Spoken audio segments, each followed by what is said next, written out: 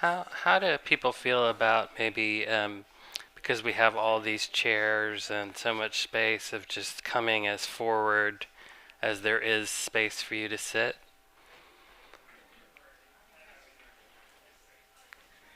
It's also warmer that way.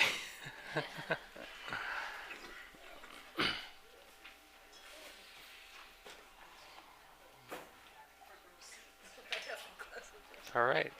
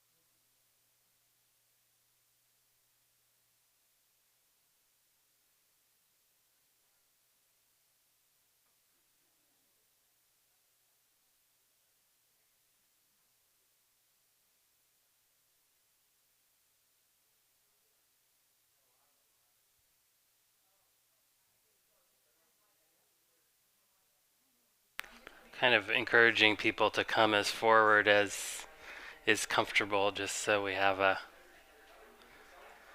the field that we create together will be a little bit more connected.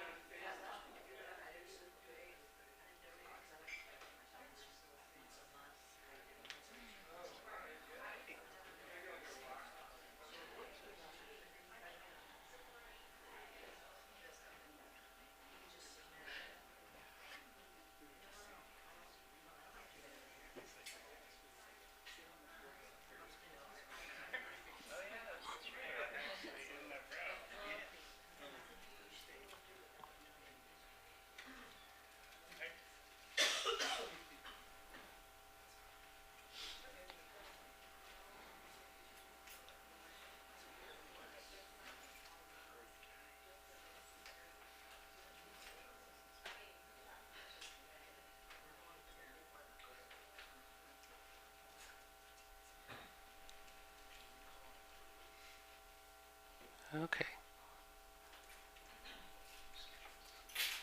All right. I'm ready when you are.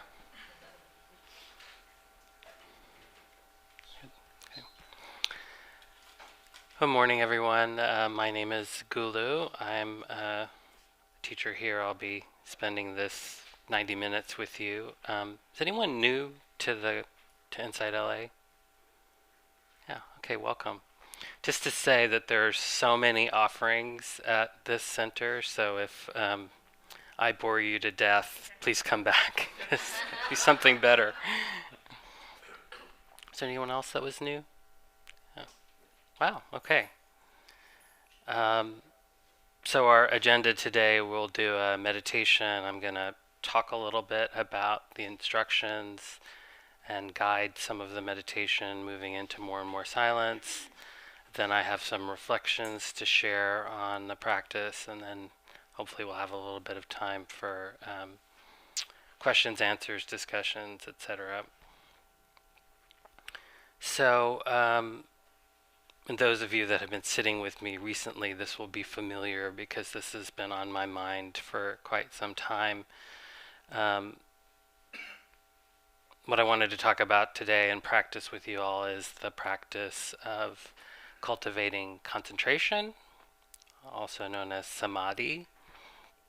And it is a quite a distinct attitude of practice that can be contrasted with a more general mindfulness vipassana style of practice. So in the cultivation of concentration or samadhi, the orientation is much more around uh, developing a sense of relaxation, a sense of ease, a sense of inner well-being, a kind of pleasant feeling that pervades the mind and body. Um, and kind of, we use this word concentration, which maybe isn't the best word. I'll talk about that a little bit later, but the sense of the mind being collected, the mind being unified, the mind being settled, calm, relaxed, some kind of relaxed focus. So you might think of the mind as not being scattered or agitated, which is for many of us kind of the default state of mind, to be scattered or agitated. And when I use the word mind, when we talk about mind in Buddhist practice, the word mind could be at any time interchanged with the word heart. So there's not this sort of distinction between the kinds of things that we might think are more cognitive and the things that are more emotional or felt sense or different kinds of energies in the body. So there are a number of conditions that support the development and cultivation of concentration. Two of these are joy and happiness. So the technique that we'll be practicing begins with just directing the attention to the object of meditation. I'm going to use the breath as the object of meditation. And the traditional way of practicing is to try to feel the breath at the tip of the upper lip below the nose. So if you can feel the breath there, I encourage you to keep that as your focus of attention. This is called the ana spot. And for many people it's too subtle or it's difficult to feel that, and so then you can just feel wherever the breath is available to you. It might be in the belly or in the chest. So applying the attention to the breath in the body and trying to sustain that attention with a kind of relaxed effort. And then whatever else arises, we kind of have this sense that it's in the background. So it can almost be like there's a kind of seclusion of the mind. So when I put my hands like this, you're all still there. I'm not trying to get rid of you or push you away. I'm just not engaging with you in a certain way. And so it's often said that whatever else arises in the practice, that we don't pick it up. So we don't get involved in it or concerned with it or analyze it or try to figure it out, and we don't reject it. So we're just letting whatever arises come and go and sustaining the attention on the breath in a kind of gentle, relaxed way. When we pick up the kinds of things that arise in our practice, like maybe there's some concern or some planning or some worry, or if we're trying to push things away, that itself creates a kind of agitation in the mind, which is at cross purposes with the cultivation of concentration. And also, this is a kind of a unique place. This is the safe place in the broadest sense of the world, that you've all taken time to be here, and there's not really much that requires our attention.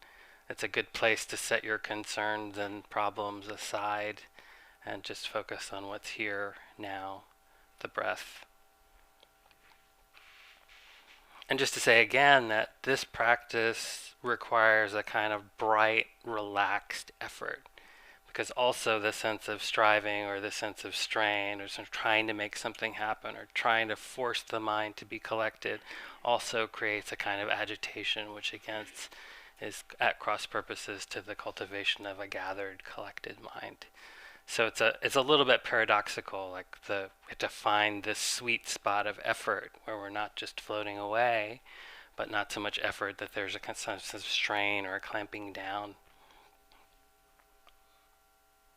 It's also in this practice we kind of automatically cultivate a kind of patience, a kind of trust and confidence in the practice, that if we just have this kind of single-minded kind of like loyalty or devotion or dedication or faithfulness to the process of returning to the breath each time that we notice that we're not on the object of meditation, that there will be an unfolding from that.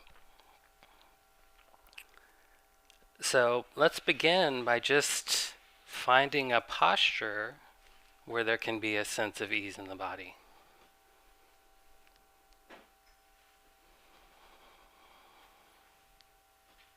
Minimizing any discomfort in the body, adjusting as is needed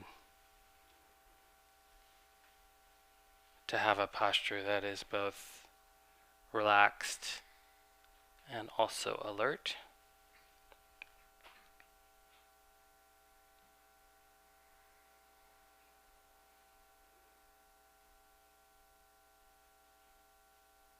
And maybe taking a few intentionally deeper breaths, and on the exhale, inviting the body to relax.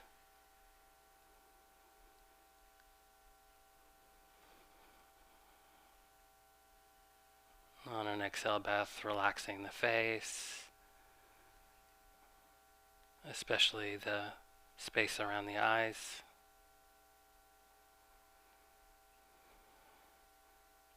Relaxing the jaw.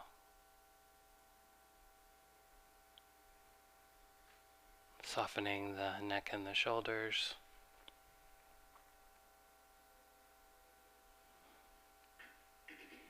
And letting the arms hang freely. And letting go of any tension in the shoulders and upper arms, forearms and wrist and hands.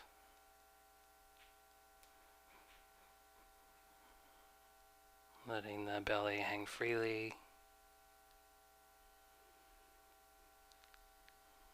And softening all the muscles in the back, allowing the body to be supported by the structure of the spine rather than the muscles. And softening the hips.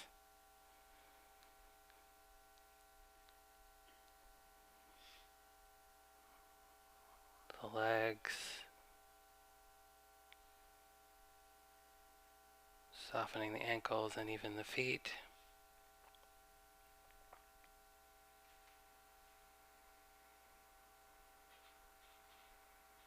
And taking a moment to touch in and connect with any part of the body where there is a sense of ease or relaxation or well-being.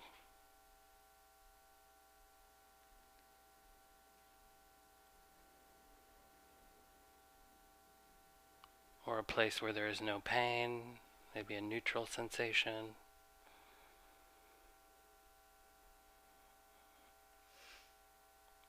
And really taking in the goodness of this sense of relaxation and ease as a support for our samadhi practice.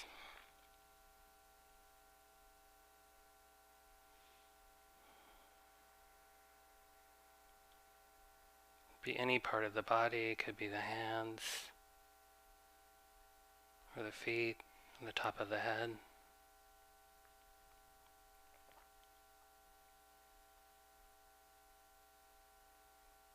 Connecting with the part of the body and also connecting with the sense of well-being, of ease, of relaxation. The pleasantness of this experience, brightening the mind.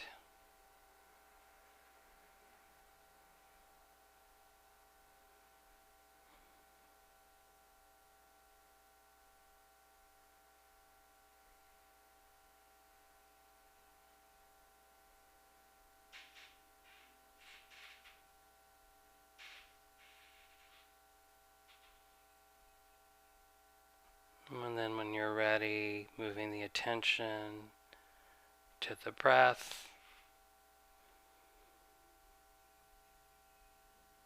Feeling the movement of the breath through the body, at the upper lip or wherever it's available.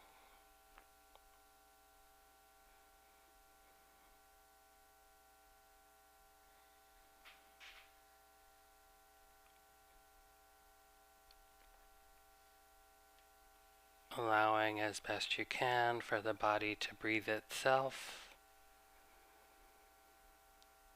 And just opening to the flow of sensation.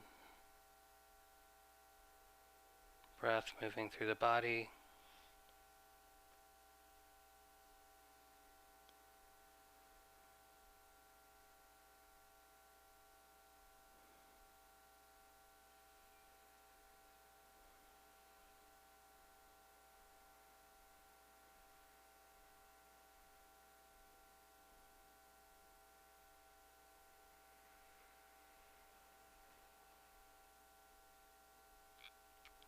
Letting thoughts, other sensations, emotions rest in the background. Don't pick them up, don't reject them. Just let them be.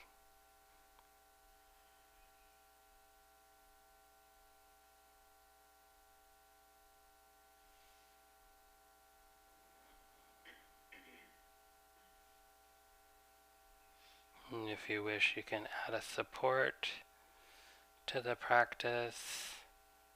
A mantra, breathing in, could be like in, out, in, out. A soft internal voice gives the mind something to do.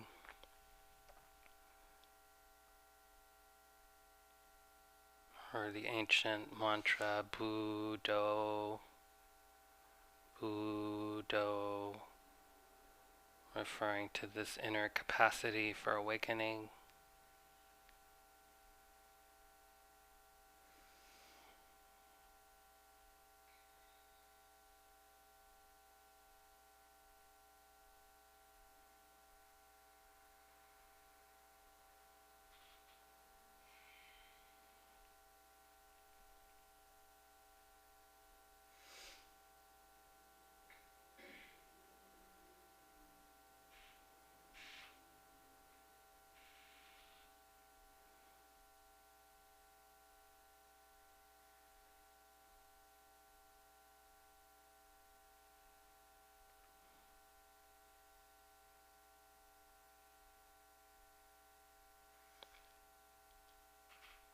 Just gentle, relaxed effort, not trying to make anything happen.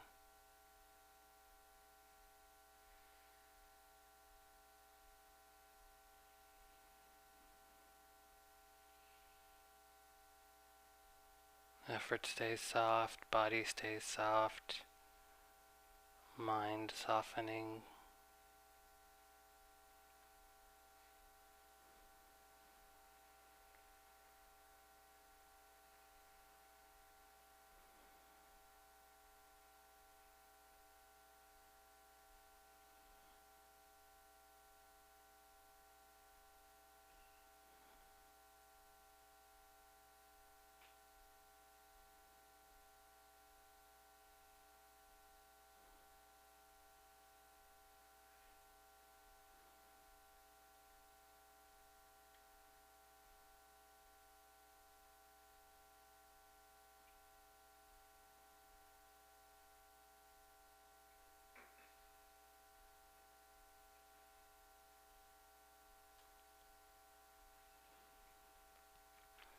Every time you notice that the mind has picked something up, usually a thought, just letting it go, gently letting it go and returning the attention to the feeling of the breath moving through the body.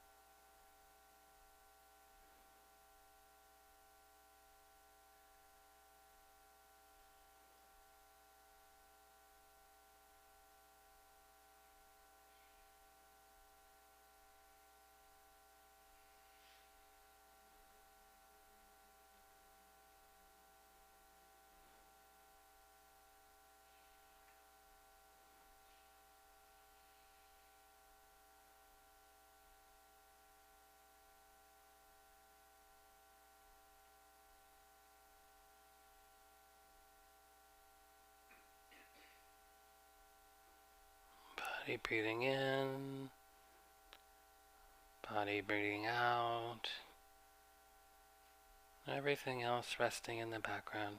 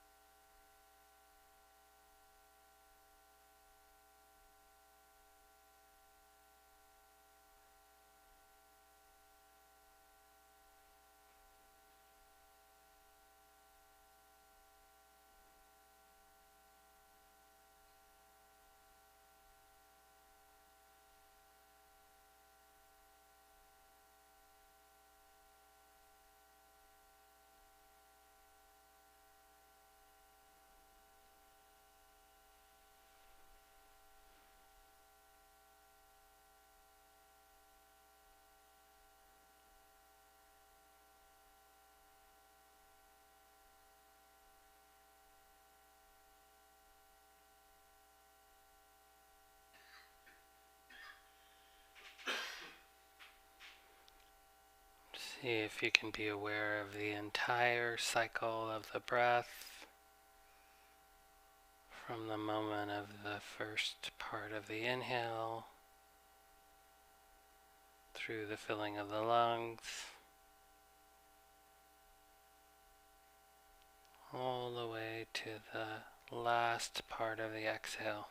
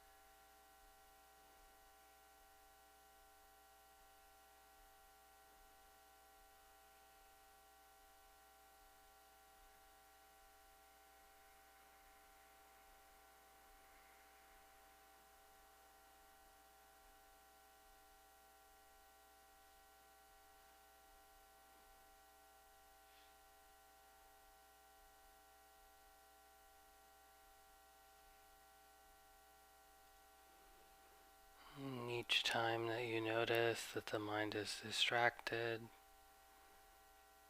just letting it go, beginning again. This process of beginning again and again is the heart of the cultivation practice.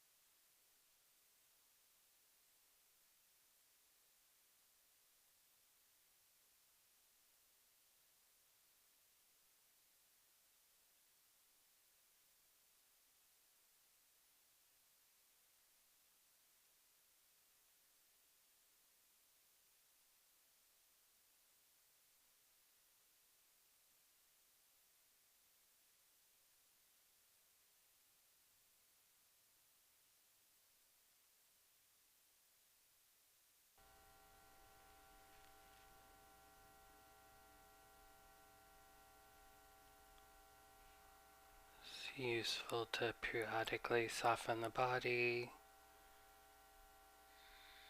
soften the sense of effort.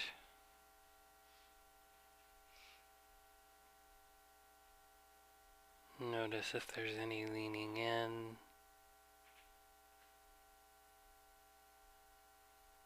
and adjusting.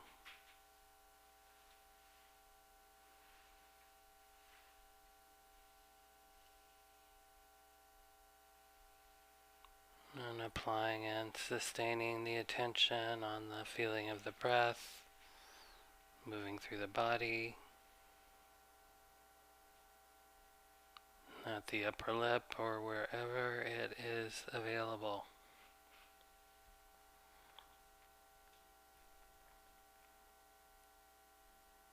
While all other experience rests in the background.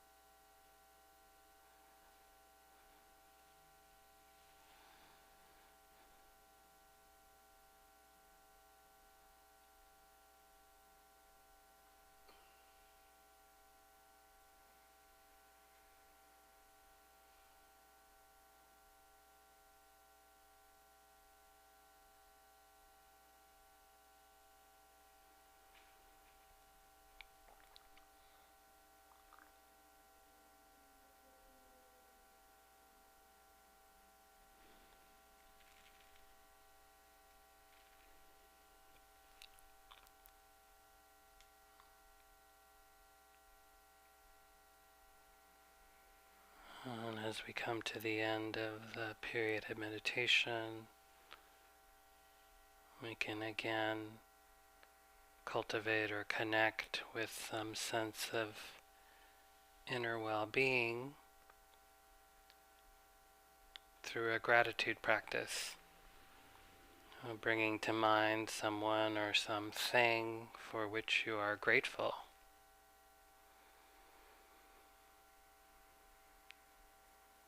Visualizing this in your mind's eye. If it's a person or an animal, you might imagine the felt sense of being in their presence.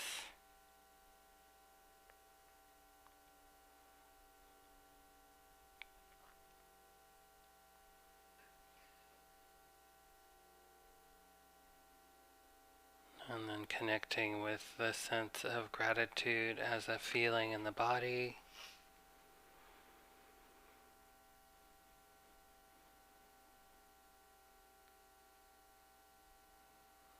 It's usually quite pleasant. The sense of pleasant is a support for the cultivation of samadhi.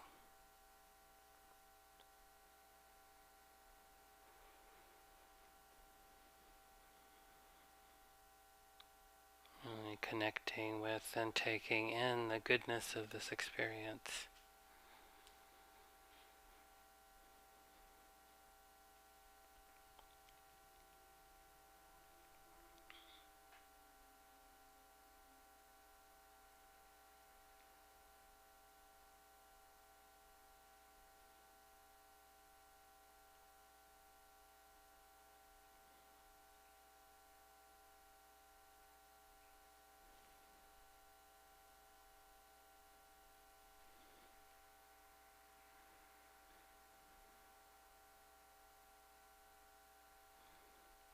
And then letting go of the practice, letting go of any idea of technique,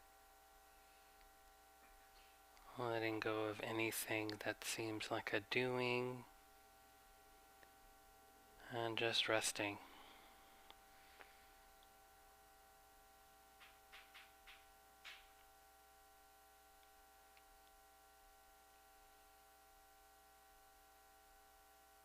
Awareness continues to notice experience.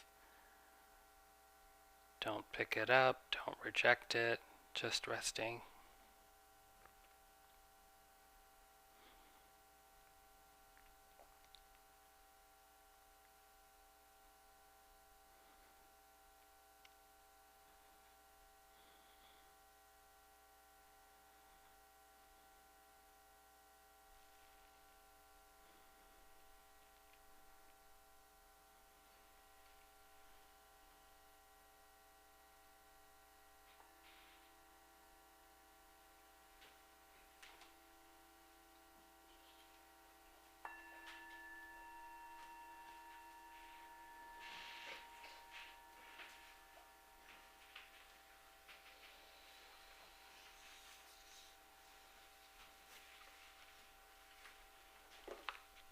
I'm just going to keep going. I'm going to go straight through. Yeah.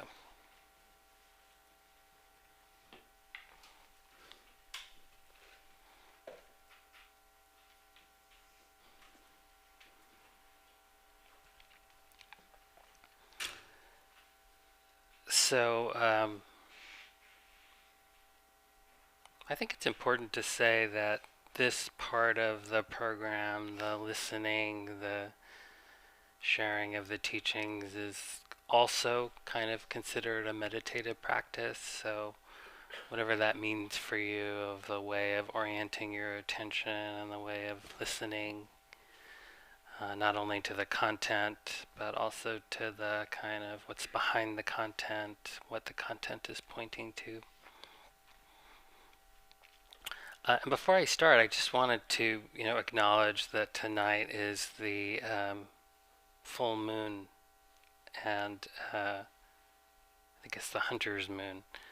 And in Buddhism, the moon is a very significant thing, especially the full moon. It's said that the Buddha was born on the full moon of May, that he left the protection of the palace to become a homeless ascetic on the full moon, that he was awakened on the full moon, that he gave his first sermon on the full moon, and that he died on the full moon.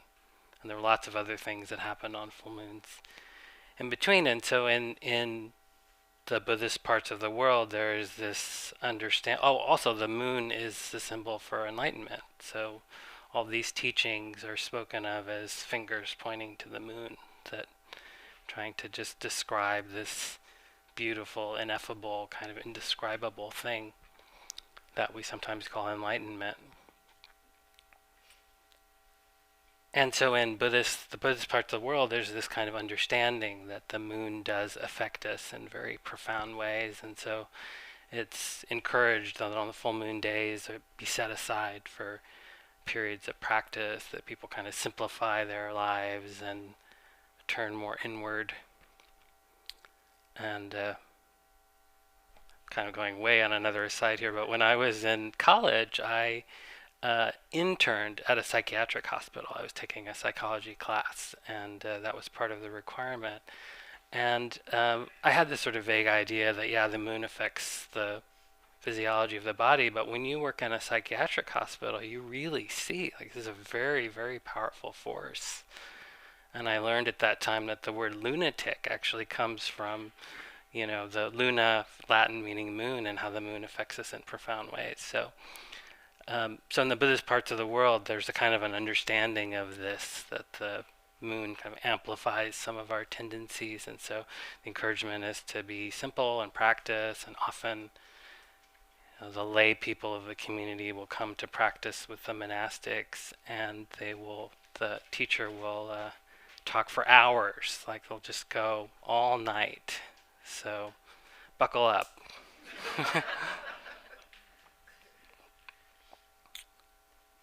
So in late August, I sat a 10-day retreat kind of focused on this concentration practice, the cultivation of samadhi, and had a very profound experience that I'm still kind of digesting. So that's why I'm interested in talking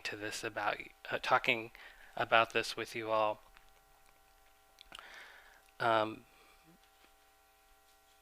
So there is a meaningful distinction between what we usually call the mindfulness or vipassana practice and the cultivation of samadhi, which is called the samatha practice.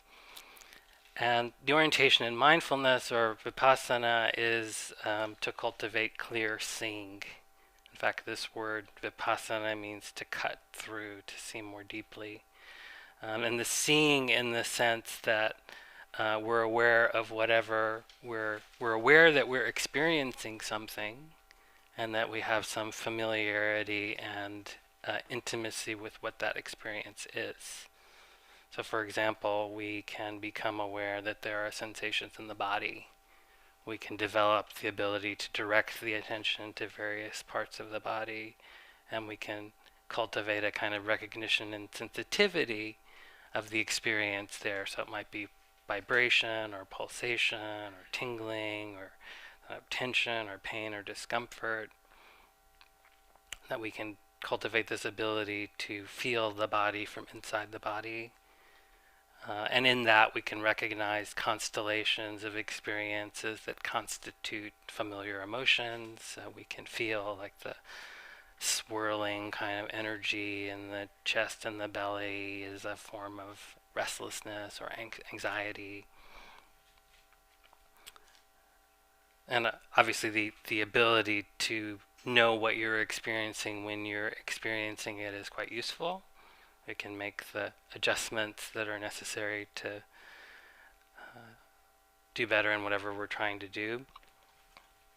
In the Vipassana practice, we also practice noticing what's pleasant, what's unpleasant, what's neutral.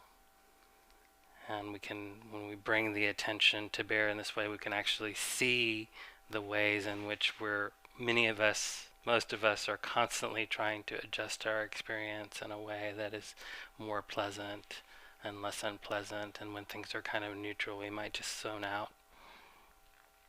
We can become aware of the process of thinking, knowing when we're thinking. We can know the contents of our thoughts. We can evaluate the contents of our thoughts rather than just taking them to be true.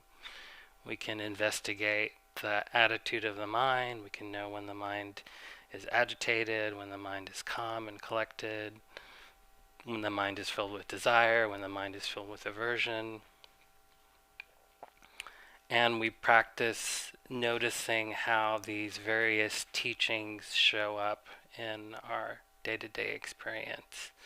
These many maps that the Buddha gave about that describe the inner and outer experience. For example, many of you might know this list of the 5 hindrances: desire, aversion, restlessness, sloth, torpor, and doubt. So we can practice noticing how this map shows up in our life.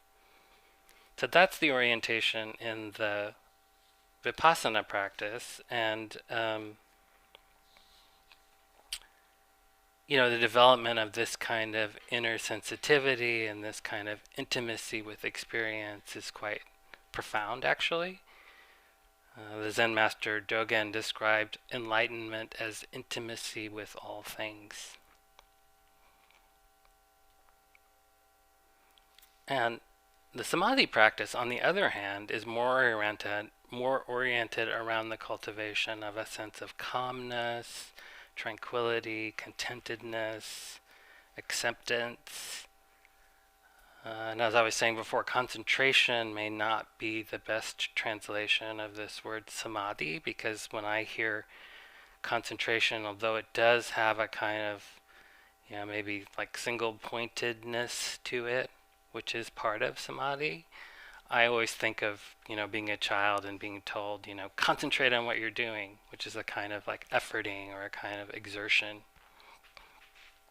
So I'll just use the word samadhi and the word shamatha to mean this sort of broader experience that is not efforted like we might think of the English word concentration. And actually, in the Buddha's own story, when he left the palace to become a wandering ascetic, he practiced very austere, harsh ways of practicing. The kind of prevailing belief at the time was that you had to conquer the desires of the body, and the way to do that was by sort of beating down the body. So they would do things like take awkward positions for a long period of time, or not lie down for long periods of time, not sleep, eating very, very small amounts of food. The classic recounting of the Buddha was that when he would touch his belly, he would feel his spine. He was so emaciated. And he was actually verging on the point of death from this kind of torturing of the body, and when he had this memory of being a child at some kind of harvest festival, and at the time 9 or 10 years old, he went into a kind of spontaneous state of samadhi where he was just felt this feeling of contentedness, this feeling of really like ease and well-being and peace. And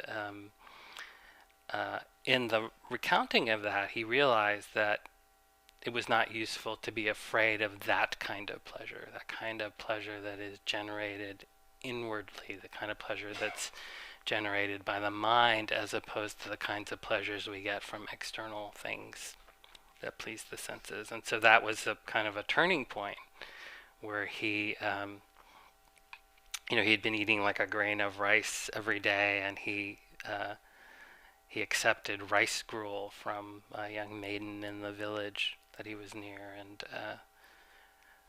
they say that's the ice cream of the day. So he was sort of shunned by his fellow ascetics, but that gave him the kind of strength and fortitude to resolve to sit in front of the fig tree until he was awakened. So these two qualities of mindfulness and samadhi are very interrelated. You have to have a certain amount of gatheredness of mind and collectedness of mind in order to practice mindfulness. And you have to have a certain amount of like recognition of experience and awareness to practice the concentration practice. So they are mutually supporting but yet also distinct. The shamatha practice is often likened to what it's like looking through a telescope. Like if you're holding a telescope and you're looking at a distant star, it's very difficult, especially if the object is really far away, to keep the telescope steady enough to see the star, because the slightest movement of your hand, you'll be looking at a different part of the sky. And the cultivation of samadhi is like having a tripod that allows that stability of the mind so that you can actually see clearly the thing in the distance. So here's a list of things that are related to samadhi. Samadhi is been called a doorway to tremendous inner wealth, a deep abiding sense of well-being, joy, happiness, satisfaction, and tranquility. And it's not just a mental kind of tranquility, but it's actually a kind of feeling that can pervade the body. The mind becomes collected, unified, not scattered or agitated in any way. The mind is satisfied. That's a very unfamiliar experience for most of us. Nothing needs to be changed, nothing needs to be adjusted.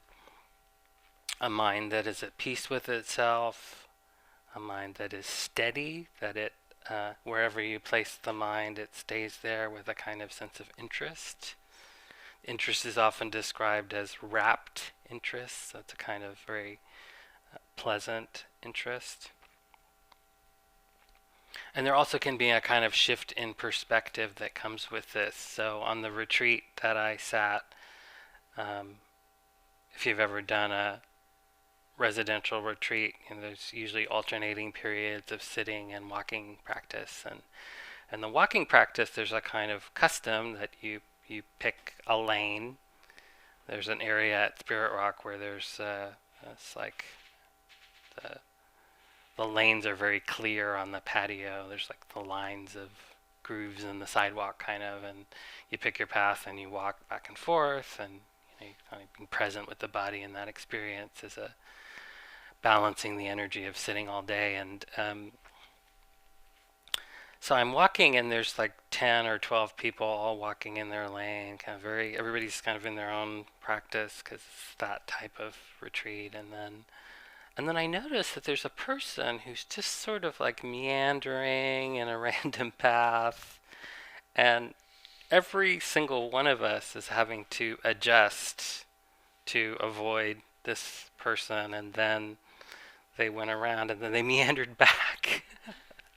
And it was, I'm laughing now, but it's the kind of thing that actually is quite infuriating normally, like there's a rule here, there's a custom, like, get with the program. Like, we're practicing awareness and you're completely unaware that you're infringing on the experience of a dozen other people. And that would be my normal habitual reaction, to get sort of outraged at the lack of respect. And, I could just go on in this kind of proliferation of wagging my finger at this person. But in this experience of the samadhi, I was seeing it more the way we're seeing it now. Like, it is actually quite comical.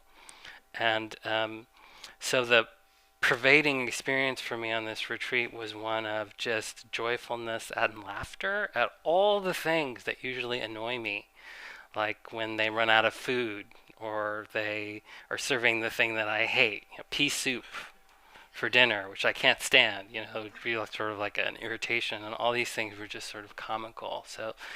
And it wasn't as though I was trying to shift my perspective in some sort of way. It was just that because the mind had a certain quality of collectedness, it took on a kind of different perspective. I probably shouldn't admit this, but there's even one of the teachers on this retreat who I find slightly annoying There's something about their tone and their energy, and instead of being annoyed for the 45-minute Dharma talk, I actually was sort of just like giggling inside it. That maybe even giggling a little bit about that you could be annoyed about that. It just seems so strange in that state of mind that this could be something that I would give up my sense of peace based on this.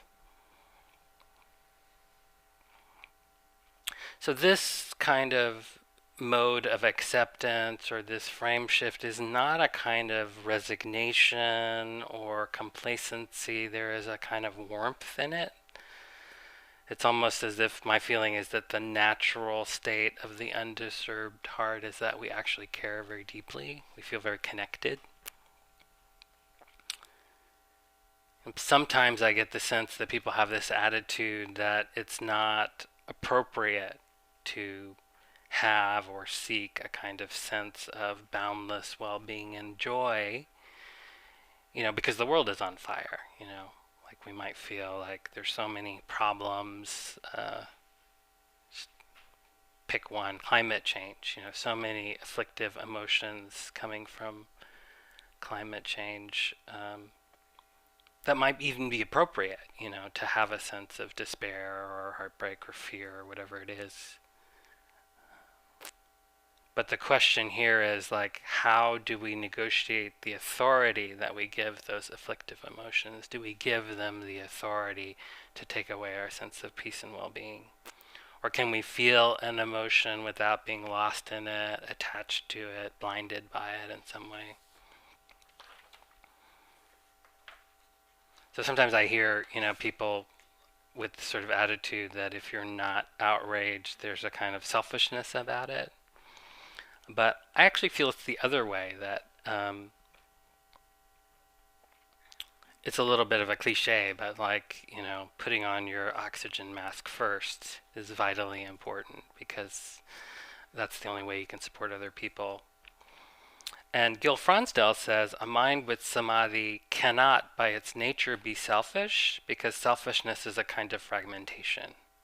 Selfishness is a kind of separation of me and you, and the mind that is more unified sees things more holistically. There's a few lines from the T.S. Eliot poem Ash Wednesday. Sounds like a meditator. Because I know that time is always time, and place is always and only place, and what is actual only for one time and only for one place, I rejoice that things are as they are. I renounce the blessed face, I renounce the voice. Teach us to care and not to care. Teach us to sit still. So teach us to care and not to care. Teach us to sit still. I feel like this points to that sense of, there's a way in which the mind that's gathered doesn't care about the trivial things, but there's also a deep sense of connectedness to everyone and everything. So in this shamatha practice, we cultivate this kind of letting go, not picking things up, not rejecting them. Joseph Goldstein tells this story about being in a monastery in India, and he was practicing very deeply for long periods of time and coming into these very profound states of concentration. And he says, I felt like I was on the verge of enlightenment. And apparently the food at this monastery was terrible. But then sometimes they would have these really delicious bananas, those kind of little bananas that they have in tropical places. And so he's describing this experience where he would be in this deep sense of abiding well-being and feeling like he was on the verge of some awakening. And then the announcement would come that there were bananas. So he'd have to choose, like, enlightenment or bananas. And he usually chose the bananas.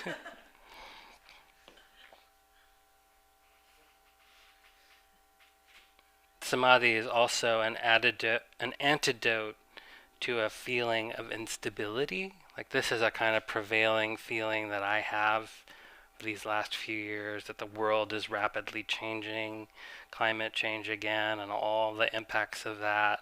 The political climate in this country and around the world is changing. There's this sense of things being unstable. And then quite often we have personal times of transition where our relationships or our place that we're living or our jobs have a kind of sense of instability. And this can bring on a feeling of, anxiety or apprehension, worry, restlessness, all these kinds of emotions that agitate the mind. And so this practice is quite supportive in those situations to cultivate a kind of inner stability.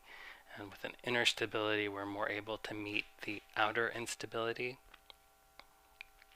And in fact, it's said, one of the major insights in Vipassana practice is that the world is inconstant, that things are always changing, and that we can't really grasp the kind of freedom in that understanding without some sense of inner stability.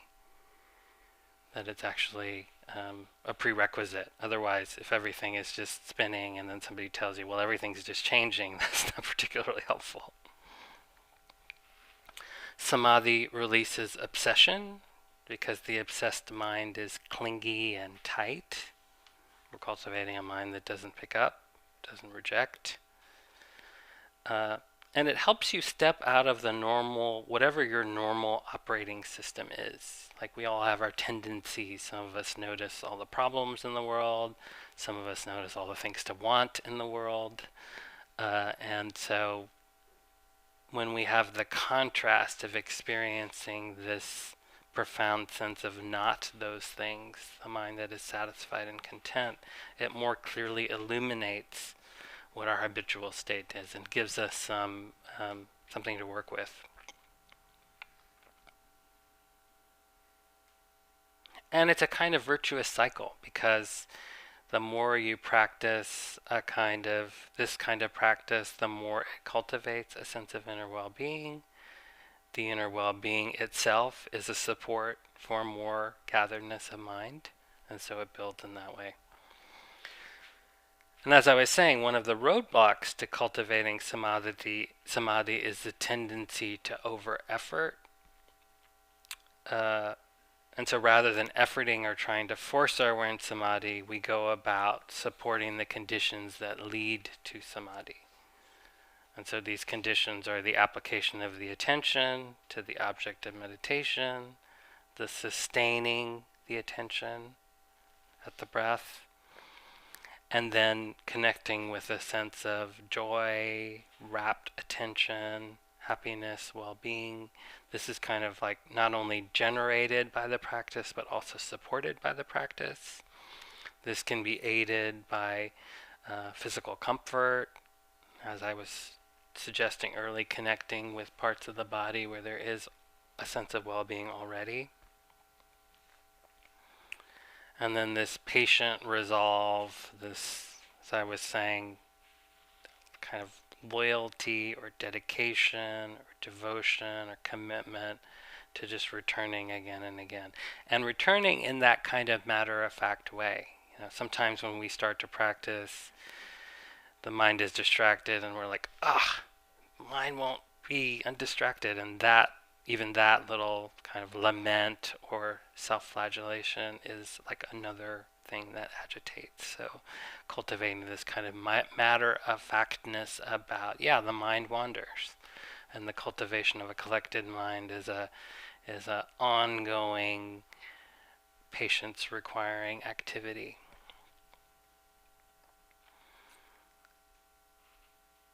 And then also, trust is quite useful. Trust can be from your own experience practicing, and then sometimes trust can be like borrowed trust. You borrow trust from a friend who has it, you borrow trust from a teacher who has it, somebody who you respect who's cultivated these qualities of being and reporting them to you. Borrow that till you have your own. And then also not to take too much responsibility. for your effort. That some of the quantum shifts that happen, like this experience on retreat, are like mostly outside your control. Like the best you can do is just to sort of try to line up the conditions as best you can. So, being on retreat is a kind of ideal circumstance. You have no responsibilities, you're kind of taken care of, you're meditating, all your waking hours of the day. But what does it mean to have more of a sense of samadhi in daily life? And one of the starting points for this exploration is to notice that the experience of the mind reflects how we've been using the mind. So if we're multitasking all day, jumping from thing to thing, trying to track a lot of things at one time, then that will lead to a mind that is scattered and distracted.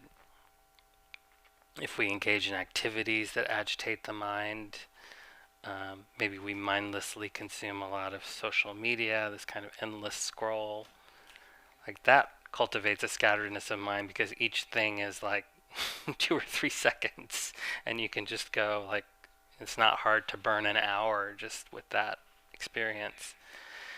And it's not a surprise, even like most of us, I think if we were to report how we feel after that activity, it's not great. And yet there's a kind of like habitual quality to it. If we engage in a lot of mindless consumption of the news, that is inherently agitating. Like that's kind of their job, is to try to agitate you, because that keeps interest. I love movies, and I notice that when I watch the kinds of movies that I like the most, which are action oriented and suspenseful, that there is a kind of agitation that happens. And sometimes it's quite subtle, and sometimes, I can even notice that it ripples into like affecting my quality of sleep, and which leads to more agitation. Certain kinds of people make you feel calm, and other kinds of people make you feel agitated. And so one really good reflection is like, what are the ways in which we can renounce or abandon or let go of those things in our daily life that are not necessary, that contribute to agitation in the mind. Another one of the supporting conditions in samadhi, I was actually going to say a bunch of stuff about this, but I'll be shorter. I'll keep it short. Is just the practicing good ethics. And it comes not from a kind of like a moralistic place, but just that the Buddha referred to something that he called the bliss of blamelessness, that when we actually can go through the world knowing that we've not harmed other people, we haven't told lies that we have to keep track of, that there is a kind of like ease that comes from that we can appropriately feel good about ourselves. And then again, that sense of goodness and well-being is a support for the mind being more gathered.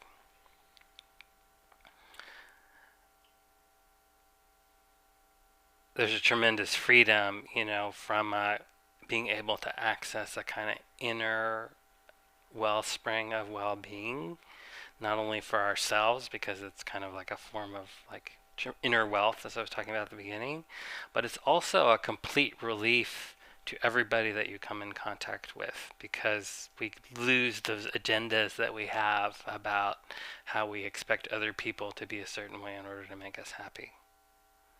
So do it for yourself, and do it for all the people that you love. There's a story about JFK on Air Force One. I don't know if this is a true story or not, but it's a story I've heard, that Kennedy was always complaining about the temperature on Air Force One. It was either too hot or too cold, and he's it's quite known for being sort of like temperamental about that, and yelling at the people who were in charge of the thermostat, and people would get very like agitated, and they were kind of afraid of him. So they installed this knob on his desk in the office on Air Force One, and they said, "This is the temperature control knob. Have at it." What they didn't tell him is that that knob actually wasn't connected to anything. But the story is that he would constantly fidget with the knob, and he actually stopped complaining. He just was fidgeting with the knob, so they were happy. And I find this quite poignant because I think this is the way that a lot of us go through life. I know I do, is that I'm constantly trying to adjust.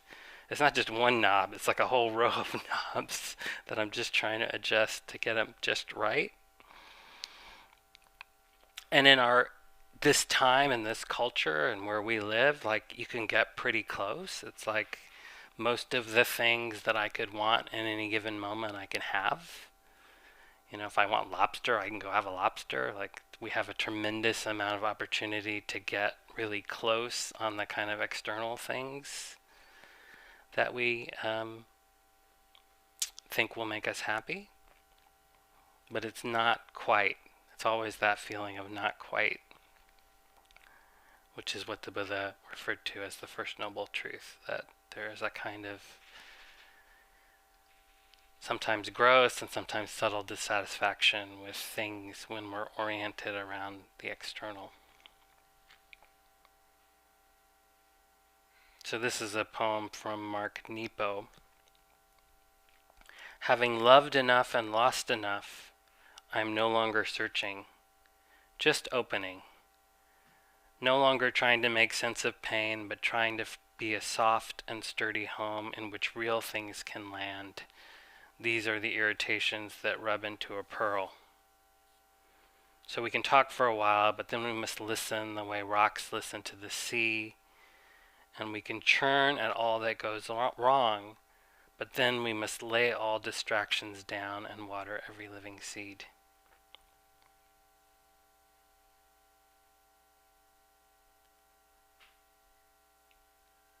There's a related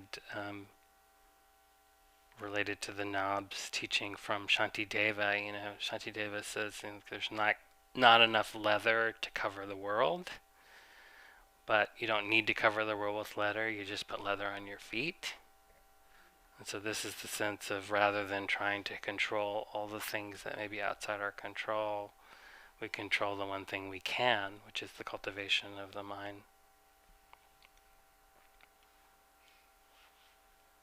The realization that a kind of lasting satisfaction really can only come from an inner transformation, and the paradox that it is in abundance right in front of us if we can access it. And so there's a Rumi poem that points to this. He uses the word love, but you could substitute happiness, well-being, ease, peace, any of those words I used. He says, there's a hidden love center in human beings that you will discover and savor and nourish yourself with. That will be your food. Wait for the illuminating openness as though your chest were filling with light. Don't look for it outside yourself. You are a source of milk. Don't milk others. There's a milk fountain inside you. Don't walk around with an empty bucket. You have a channel into the ocean, and yet you ask for water from a little puddle. There is a basket of fresh bread on your head, yet you go door to door asking for crusts. Knock on your inner door, no other. Sloshing knee-deep in fresh river water, yet you keep wanting to drink from other people's water bags. Water is everywhere around you, but you only see the barriers that keep you from water. So the last thing, another way of supporting your samadhi through cultivating a sense of inner well-being, is through the practice of generosity. And we know this from personal experience, and science has confirmed that when we are generous, it creates a sense of inner well-being. And that's why for centuries, the teachings in communities like this and in monastic communities have been offered on this notion of generosity, that you get to practice something that supports your own well-being and your own gatheredness of mind, and also supports our ability to have this space to practice and to gather and to pay for all the people that work for InsightLA that support us, and all the things that a modern economy requires, insurance and payroll and utilities. And so you're invited, many of you have already done this, you're invited to practice generosity in a way that works for you. We have, that can be done online, and we have a credit card machine and various bowls. So whatever you're able to offer will be received with a lot of gratitude, supports the center and supports me. So thank you for that. And we have a few minutes left for comments, questions, maybe around something that you've heard today. Yeah, Kenny would pass the mic. Very often, like some teachers and authors talk about good concentration and bad concentration. Could you explain a little bit the difference? Yeah, I think usually refers to what the mind is attentive to. You know, you could be very concentrated as a sniper, you know, and the sort of the karmic effect of the act of killing is unwholesome, you know, doesn't lead to good karmic results. So that would be unwise or bad concentration. But when we're concentrating on the inner wellspring of well-being, or we're concentrating on a cultivation of loving kindness or compassion or generosity, you know, those are all considered like good or wise forms of concentration. But it's also sometimes when you're in a deep state of concentration, you can have some phenomena, and sometimes some phenomena can take you out of the body instead of into the body. Yeah. Is that also like a form of bad concentration? Or I've heard different reports on that. You know, like I think it's a thing you have to explore in the moment. You know, like I know people who talk about astral projection actually as a kind of positive experience, and others that talk about it as being, you know, sort of disassociative or disembodied. But I think it's something you'd have to evaluate in that moment. And for me, the method of evaluation is really comes down to like a felt sense. There's like an inner compass that if you can, it usually has a kind of feeling associated with it, that if you can tap into that feeling, that it will guide you as to whether something is productive or not. Is that helpful? Yeah. Hi. So I really appreciated your talk today. A lot of points touched me. And I know you have a mailing list out there. Yeah. And you had once talked about, you know, being able to send the poems and such. Yeah. Is that something that you're going to be doing? Yeah, I plan on doing that. Thank you for reminding me. Yeah, I was going to send, if you sign up for my list, or you should probably sign up even if you're on it, because I'm going to send a special email to the people in this group with those poems and a synopsis of the things that support concentration. Then you'd be plugged into what I'm doing from time to time.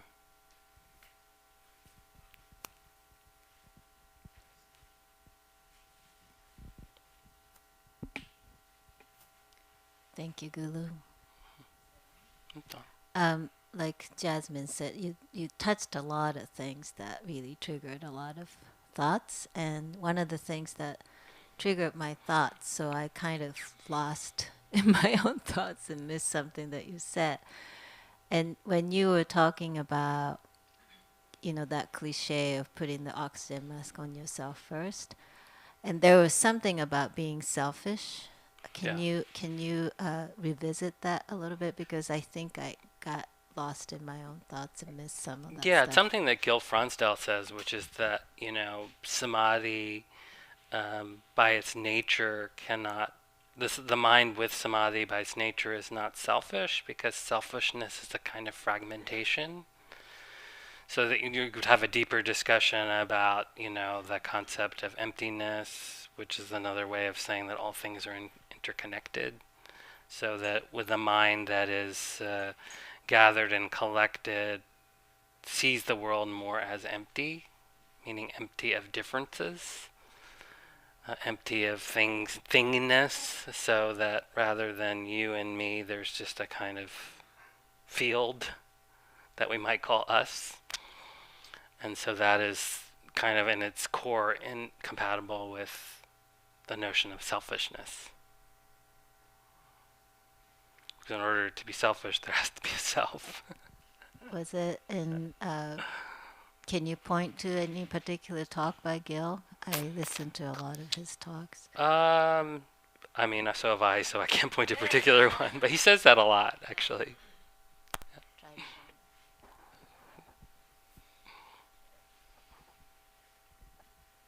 Rick over here. Can you spend another moment talking about that transition on the retreat from being annoyed to viewing it as comical? That's Yeah. What helped trigger that change? So actually, it wasn't that I was annoyed and then got giggly about it. It's that my normal habit of mine would be to annoyed. I was almost expecting to be annoyed, but then there was something about the quality of the mind that wouldn't let annoyance, it wouldn't let that experience be a disturbance. Is the other thing about a mind that gets collected is that it feels so good. There's a kind of instinct to want to protect that. And so it almost becomes a kind of like, there is a kind of immunity from minor things that would agitate, because it's almost like there's this, it's not a thought process, but this automatic process of evaluation that goes, oh, should I get involved in this? Oh no, that's agitation. Let's not get involved with that. But that happens like beneath the level of consciousness, which is also something that I've been trying to practice largely unsuccessfully for this last week, as certain people in the room can attest, is to notice that as a choice point in a day. Like, okay, this person says something really annoying and I can get really involved in that and become really agitated, or I can just sort of like let it go, feel the energy of that and rest with the energy as a body experience, and then let that energy dissipate. That this is something that actually the mindfulness practice can give us a kind of wherewithal to notice those things and make a choice point. But the experience I was having on retreat was that that process was sort of automatic.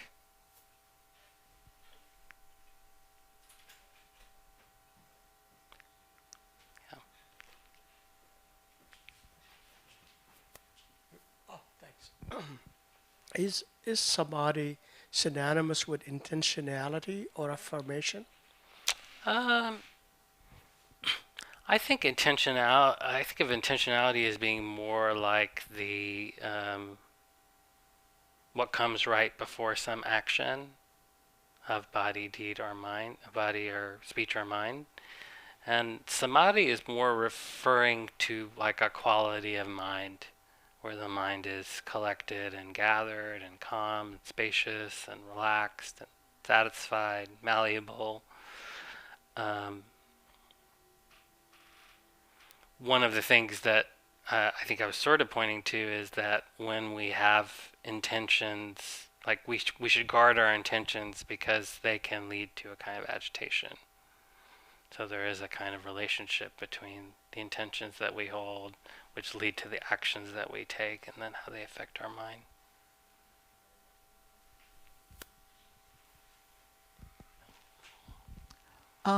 Sometimes to me, equanimity feels like a kind of a selfish thing, because it's like what I see around me is in such contrast to when I'm feeling. Yeah. And yet, on the other hand, it feels like when I'm around somebody who has equanimity, I feel better. Yeah. So there's that Yeah. thing, you Yeah. know? I mean, I very rarely do this, but I will just tell you definitively that it's not selfish. It's actually a gift to everyone around you, and it gives you a capacity to act from a very different place, and whatever you choose, however you choose to tend to the world, you can act from a very different place. That's actually much more potent when you have that sense of inner well-being, and you're not coming from anger or sorrow or any of the kinds of places that we often come from. But it feels so different, you know, that Yeah. that it's like, oh, I don't know. Yeah. You know, it's an I don't know feeling. Yeah. It's not the normal way, so it is different. It is unusual. But not it's okay. selfish. Okay.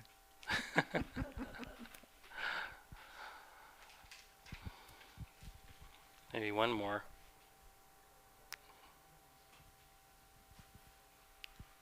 Given what you were saying about the reverence for the moon, do you remember historically if there was any agitation around amongst Buddhists sending a man there and reaching that thing that had been so revered as a distant object? If there's anything, if there's one. Was there any controversy, agitation, adulation, which around us finally arriving? Arriving at setting the. foot on? Yeah, I don't know. I hadn't heard that.